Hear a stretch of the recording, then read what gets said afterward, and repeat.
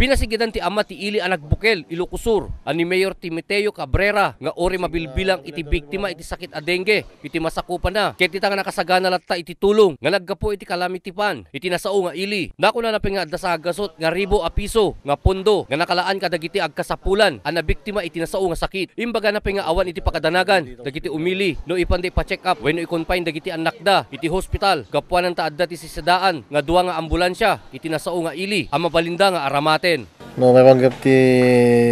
dengue cases ti nagbukel na may basar ti record ti RHU tayo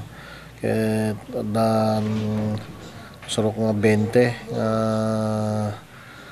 nga biktima ti dengue. Exact 25 nga mubing ti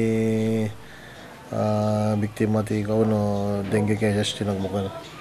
Awan met iti records na kapimusay iti nasao nga sakit a dengue iti masakupan na nako na napay nga ure awan iti balay pagagasan iti natakamat nga ili haddaan met iti ospital iti kabangibang da nga ili nga si dadaan nga mang-admit kadakwada. Duwa ti ambulansya ti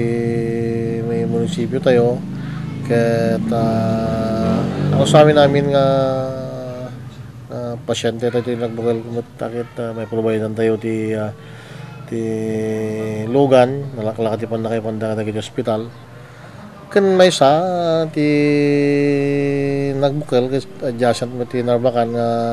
mutay amin nga damit ti district hospital dagiti nga pakipanan dagiti pasyente ti nagbukel. No maipapanmet iti RHU iti nasao nga ili awan met iti pakadanagan dagiti agindeg gapuanan ta kompleto damet ti aramaten no maipapanmet iti agas ket adomet ti mabalin nga maited kadagiti agkasapulan. Para iti Press Corps, Ryan Pardo.